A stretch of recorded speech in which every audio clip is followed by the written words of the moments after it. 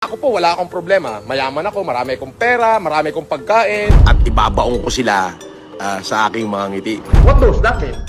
Means you are enjoying your good life while our people are dying there. What does that mean? That means delay while we are dying there.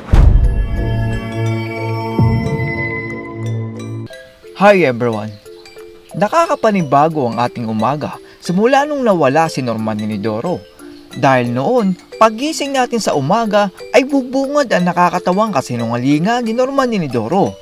Pero ngayon ay para lang basang sisiw na nakasilong si Norman Inidoro. Sa video na ito ay panoorin natin ang dating nakakatawang kayabangan ni Norman Inidoro. Panoorin natin ang video na ito. Nagumpisa ang video sa piling mayaman na si Norman Inidoro kung saan ay sobrang dami ng kanyang pera at pagkain. Napakarami ho naming mayaman. Ako po, wala akong problema. Mayaman ako, marami akong pera, marami akong pagkain. Kaya ko hong mamili ng kahit anong gustuhin ko. Ganun na rin ho yung mga empleyado ko. Pero ang sabi po ng aking mga magulang ay hindi ka dapat mabuhay para sa sarili mo lamang.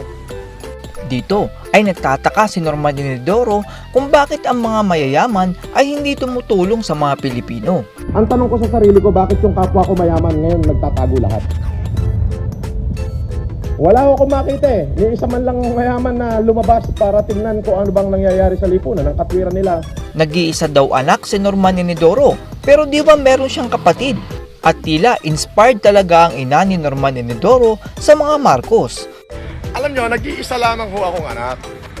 And my mom is from, my mom is Igorot in Ilocano.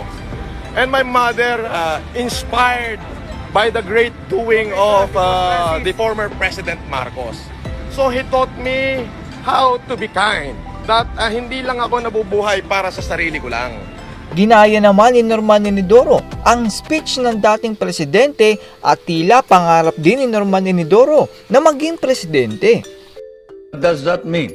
That means that you go to the Senate and the House of Representatives. What does that mean? That means delay while we are dying there. What does that mean? Of complaint, it means delay. Delay, what does that mean? What does that mean? Delayed. What does that mean? Means you are enjoying your good life while our people are dying there. What does that mean? That means delay while we are dying there.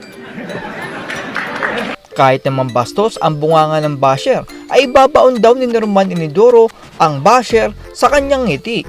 Sa bunganga nito, pero ang gusto ko rito kasi I'm going to kill them with my success. Yeah. And bury them with my smile. Papatayin ko sila sa aking tagumpay at ibabaong ko sila sa aking mga ngiti. Piling Marcos naman si Norman Inidoro dahil siya daw ang dakilang tao na may taglay ng dakilang talino.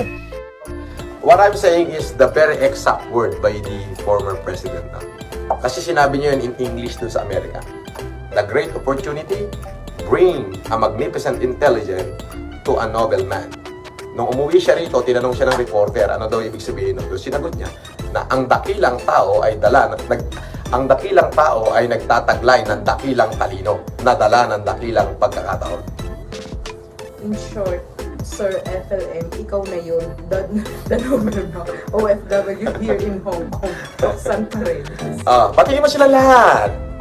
Ganito pala ang kikitain ni Norman Inidoro sa kanyang social media noon, pero ang iba dyan ay donation ng mga OFW. Nalulungkot sabihin na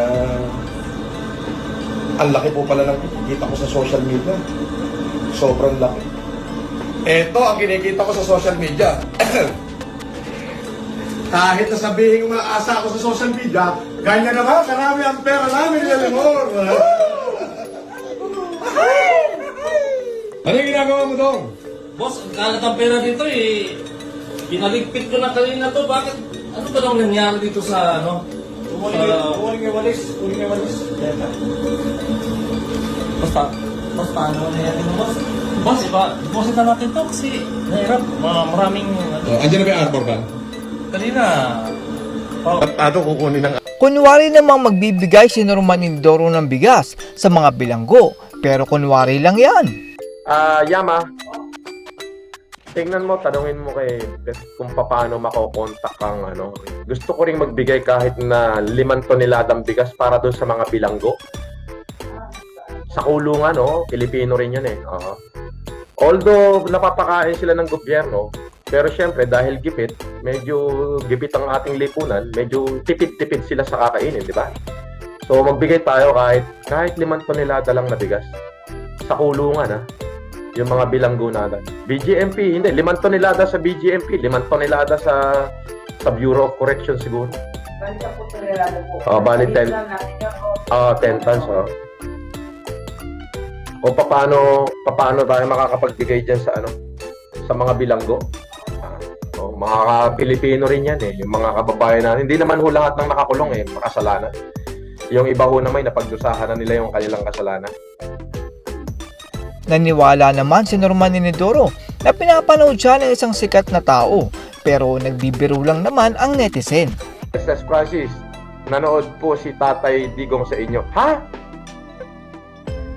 About PH. Sir Francis, nanonood po si Tatay Digong sa inyo. Uy! Oh my God! Kung nanonood po ang ating presidente sa aking ginagawa, mahal na Pangulo, bahala na kayo sa akin. Ang dami ko na sagasaan, mahal na Pangulo. Ako pinagtutulong-tulungan na eh.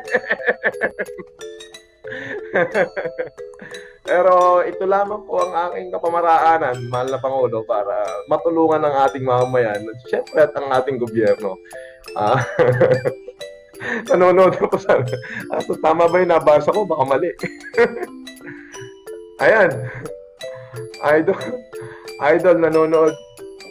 Sir Francis, nanonood po ang mahal na Pangulo. My God. Sabi niya. Ay, yun po. Tuwang-tuwa naman si Norman Inidoro sa kanyang address dahil puro mayayaman ang nakatira doon. Di ako masyadong malaking businessman. Pero, eto, para sa bayan. I'm proud to be taga Green Meadow ako. Ayan! Yun yung ilalagay kong caption sa tarpaulin. Hindi daw ibibenta ni Norman Inidoro ang kanyang lupa at ibabaon pa daw niya ang bibili sa kanya. Yung isang politiko, gusto pang bilhin yung lupa ko. Sabi ko, sa'yo na yung pera mo, kainin mo. Gusto mo ilibing kita dyan sa lupa ko. Hindi naman, joke lang yon.